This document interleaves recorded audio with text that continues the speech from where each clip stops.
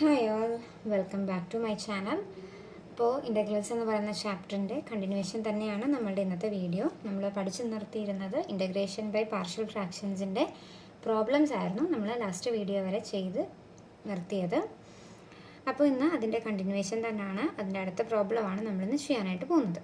Okay, അപ്പോൾ നമ്മുടെ question ഇതാണ്: integral 3x-1 by x - 1 into x - 2 into x - 3. നമ്മൾ ലാസ്റ്റ് ഒരു പ്രോബ്ലം ചെയ്തില്ലേ, ആ സെയിം മെത്തേഡ് തന്നെയാണ് ഇവിടെയും നമ്മൾ ചെയ്യാനായിട്ട് പോകുന്നത്.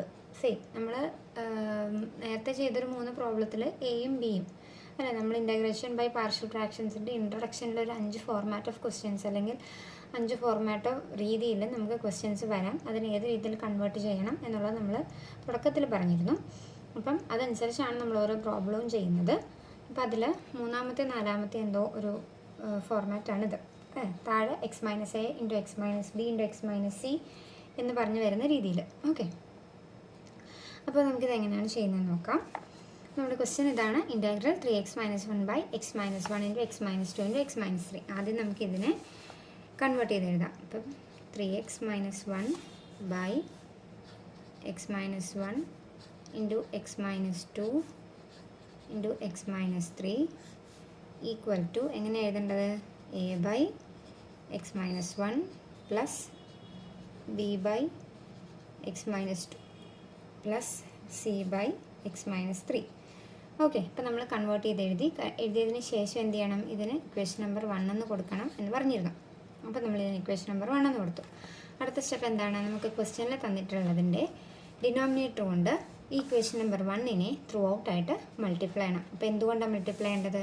x - 1 into x - 2 into x - 3. ഇതുകൊണ്ട് നമ്മൾ ത്രൂ ഔട്ട് ആയിട്ട് ഈ ഇക്വേഷൻ മൾട്ടിപ്ലൈ ചെയ്യാനായിട്ട് പോവുകയാണ്. അപ്പോൾ മൾട്ടിപ്ലൈയിങ് ബൈ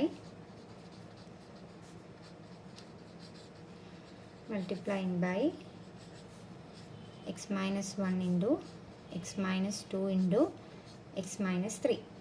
ഓക്കെ, അപ്പോൾ നമ്മൾ എല്ലാ ടേമിനെയും ഇതുകൊണ്ട് മൾട്ടിപ്ലൈ ചെയ്യാനായിട്ട് പോവുകയാണ്.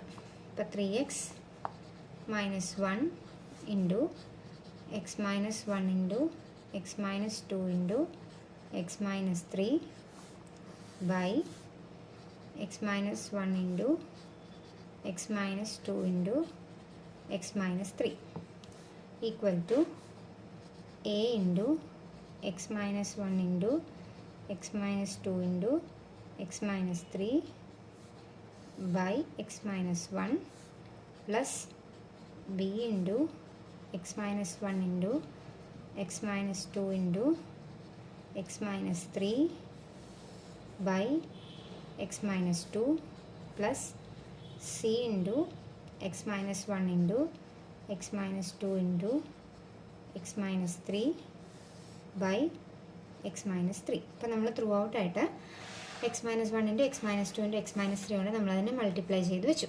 അപ്പോൾ ഇനി നമ്മൾ എന്താ ചെയ്യേണ്ടത്? അടുത്ത സ്റ്റെപ്പ് ന്യൂമറേറ്ററിലും ഡിനോമിനേറ്ററിലും കോമൺ ആയിട്ടുള്ളതിനെ ക്യാൻസൽ ചെയ്യാം. അപ്പോൾ x - 1 x - 1 x - 2 x - 2 x - 3 x - 3. ഇവിടെ x - 1 രണ്ടും പോകും, ഇവിടെ x - 2, ഇവിടെ x - 3. അപ്പോൾ കോമൺ ആയിട്ടുള്ളതിനെ നമ്മൾ ക്യാൻസൽ ചെയ്തു. ഇനി ബാക്കിയുള്ളത് എഴുതാം. അപ്പോൾ ഇവിടെ എന്തുണ്ട് ബാലൻസ്? 3x - 1. അപ്പോൾ 3x - 1 ഈക്വൽ ടു പുറത്ത് a into x - 2 into x - 3 plus b into x - 1 into x - 3 plus c into x - 1 into x - 2. അപ്പോൾ അതുവരെ ഓക്കെ അല്ലേ? നമ്മൾ ഇതുവരെ ചെയ്തതുപോലെ തന്നെയാണ് നമ്മളിതും ചെയ്തിട്ടുള്ളത്. ഇനി അടുത്ത സ്റ്റെപ്പ് എന്താണ്? നമുക്ക് എയുടെയും ബിയുടെയും സിയുടെയും വാല്യൂ കണ്ടുപിടിക്കണം. അപ്പോൾ അതിന് വേണ്ടിയിട്ട് നമ്മൾ ഓരോന്നും എയിനെയും ബിനെയും ഓരോന്നിനും എക്സിന് നമ്മൾ ഓരോ വാല്യൂ ഇട്ട് കൊടുത്ത് ഏതെങ്കിലും രണ്ടെണ്ണത്തിന് അറ്റ് എ ടൈം ക്യാൻസൽ ചെയ്തിട്ട് ആണ് നമ്മളിത് കണ്ടുപിടിക്കുന്നത്, കഴിഞ്ഞ വീഡിയോയിൽ ചെയ്തതുപോലെ തന്നെ. ഓക്കെ, അപ്പോൾ നമുക്ക് എന്തൊക്കെയാണ് ഇവിടെ എക്സിന് വാല്യൂ ഇട്ട് കൊടുക്കാൻ പറ്റുന്നത്? എക്സിന് 2 ഇട്ട് കൊടുക്കാം, 3 ഇട്ട് കൊടുക്കാം, അതുപോലെ തന്നെ 1 ഇട്ട് കൊടുക്കാം. അപ്പോൾ ഓരോന്നും ഇട്ട് കൊടുക്കുമ്പോൾ നമുക്ക് ഏതൊക്കെ വാല്യൂസ് കിട്ടുന്നുണ്ടെന്ന് നമുക്കൊന്ന് നോക്കാം. ആദ്യം നമുക്ക് എക്സിന് 2 ഇട്ട് കൊടുക്കാം. അപ്പോൾ puttu x is equal to 2. Puttu x is equal to 2. അപ്പോൾ എന്തായിരിക്കും വരുന്നത്? 3 into 2 minus 1 equal to a into 2 - 2. ഇത് സത്യം പറഞ്ഞാൽ നമുക്ക് ഇത് കാണുമ്പോൾ തന്നെ മനസ്സിലാകും എക്സിന് 2 ഇട്ട് കൊടുക്കുമ്പോൾ ഈ ടേമും അതുപോലെ തന്നെ ഈ സി മൾട്ടിപ്ലൈ ചെയ്തിട്ടുള്ള ടേമും 0 ആയി പോകും എന്നുള്ളത്. അപ്പോൾ ഇതുപോലെ എഴുതി നിരത്തി പിടിച്ച് എഴുതേണ്ട ആവശ്യമില്ല. എങ്കിലും ചിലപ്പം പെട്ടെന്ന് എന്തുകൊണ്ട് ഞാനത് എഴുതിയില്ല എന്ന് ചിലവർക്ക് പെട്ടെന്ന് മനസ്സിലായെന്ന് വരില്ല. അതുകൊണ്ടാണ് ഇത് എഴുതുന്നത്. ഓക്കെ, അപ്പോൾ a × 2 - 2 × 2 - 3 plus b × 2 - 1 × 2 - 3 plus c × 2 - 1 × 2 - 2. Okay, അപ്പോൾ 3 × 2 is 6, 6 - 1 is 5, 5 equal to ഇപ്പോൾ എയുടെ ടേമും സിയുടെ ടേമും എന്താ ഈ 2 - 2 0 വരുന്നത് കൊണ്ട് അത് രണ്ടും പോകും. ബാക്കിയുള്ളത് എന്താ, ഇത് മാത്രമല്ലേ ഉള്ളൂ. അപ്പോൾ ഞാൻ അത് എഴുതുവാണ് 0 plus b × 2 - 1 is 1, 2 - 3 is -1 plus സിയുടെ ടേമും 0 ആയിപ്പോയി. അപ്പോൾ ഇതെന്തായി 1 × -1 is -1, -1 × b is -b. അപ്പോൾ നമുക്ക് എന്ത് കിട്ടും, ഇപ്പുറത്തെ പേജിലോട്ട് എഴുതാം. അപ്പോൾ നമുക്ക് എന്താ അവിടെ വരുന്നത്, 5 is equal to -b എന്നല്ലേ. 5 is equal to -b. നമുക്ക് ബിയുടെ വാല്യൂ ആണ് വേണ്ടത്. മൈനസിന് ഇപ്പുറത്തേക്ക് കൊണ്ടുവരുമ്പോൾ b equal to -5 എന്ന് കിട്ടും. അപ്പം നമുക്ക് ബിയുടെ വാല്യൂ കിട്ടി. ഇനി അടുത്ത് നമുക്ക് എന്ത് സബ്സ്റ്റിറ്റ്യൂട്ട് ചെയ്യാം, എക്സിന് 3 സബ്സ്റ്റിറ്റ്യൂട്ട് ചെയ്ത് കൊടുത്ത് നോക്കാം. Put x is equal to 3. Okay, അപ്പോൾ എക്സിന് നമ്മൾ 3 ഇട്ട് കൊടുത്തു.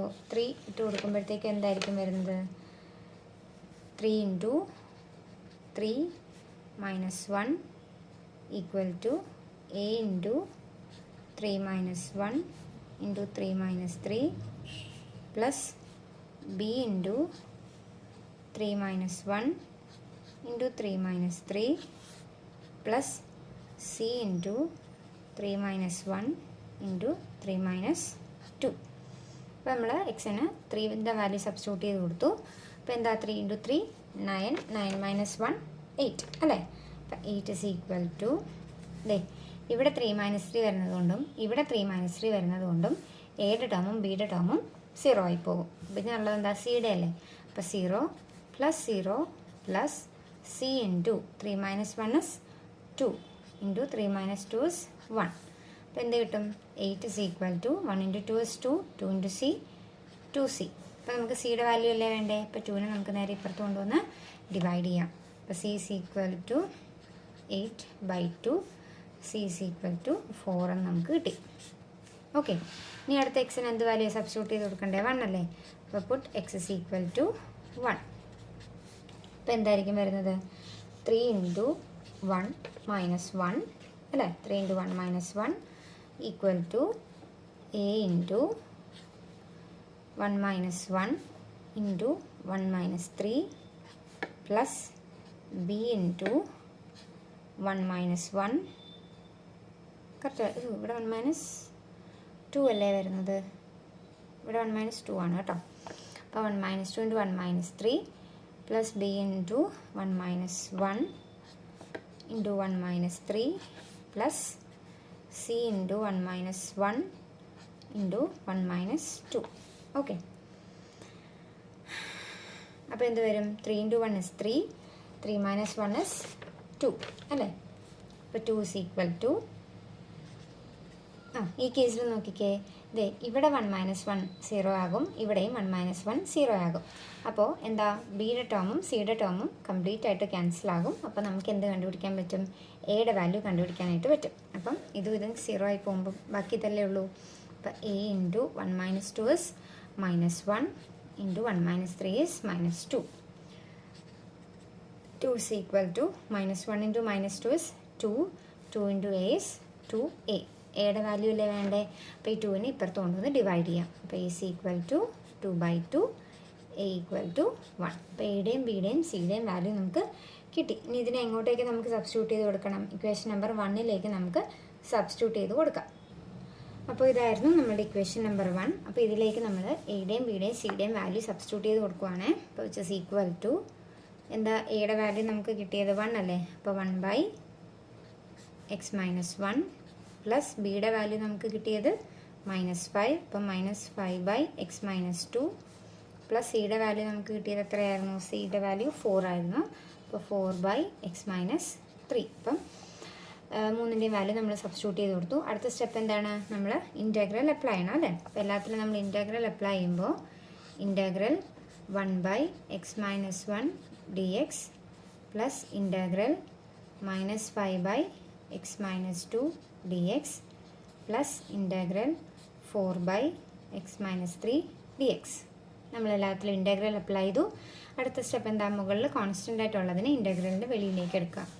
അപ്പോൾ ആദ്യത്തെ കേസിൽ 1 തന്നെയാണ്, അപ്പം ഒന്നും വെളിയിലേക്ക് എടുക്കേണ്ട ആവശ്യമില്ല. അപ്പോൾ 1/(x-1) dx പ്ലസ് ഇവിടെ -5 വെളിയിൽ വരുമ്പോൾ -5 ഇൻറ്റഗ്രൽ 1/(x-2) dx പ്ലസ് ഇവിടെ 4 വെളിയിൽ വരുമ്പോൾ 4 ഇൻറ്റഗ്രൽ 1/(x-3) dx. ഓക്കെ, അപ്പോൾ ഈ കേസിൽ നോക്കിക്കേ, താഴെ കിടക്കുന്ന ഫംഗ്ഷൻ്റെ ഡെറിവേറ്റീവ് തന്നെയല്ലേ മുകളിലുള്ളത്? x-1ൻ്റെ ഡെറിവേറ്റീവാണ് 1. ഇവിടെയും അങ്ങനെ തന്നെ, ഇവിടെയും അങ്ങനെ തന്നെ. അപ്പോൾ നമുക്ക് ഇതിനെ എങ്ങനെ എഴുതാം? ലോഗ് മോഡ് താഴത്തെ ഫംഗ്ഷൻ, ആ രീതിയിൽ നമുക്ക് റിസൾട്ട് എഴുതാനായിട്ട് പറ്റും. അപ്പോൾ എന്തായിരിക്കും നമ്മളുടെ ആൻസർ വരുന്നത്? ലോഗ് മോഡ് x-1 പ്ലസും മൈനസും കൂടെ ചേർന്ന് മൈനസ് ആകും. 5 log mode x-2 plus 4 log mode x-3 plus C. ഇതായിരിക്കും നമ്മളുടെ ഫൈനൽ ആൻസറായിട്ട് വരുന്നത്. ക്ലിയർ അല്ലേ എല്ലാവർക്കും? നമ്മൾ ഇതുവരെ ചെയ്ത എല്ലാ പ്രോബ്ലത്തിൻ്റെയും സ്റ്റെപ്പിന് ഒരു വ്യത്യാസവും ഇല്ല.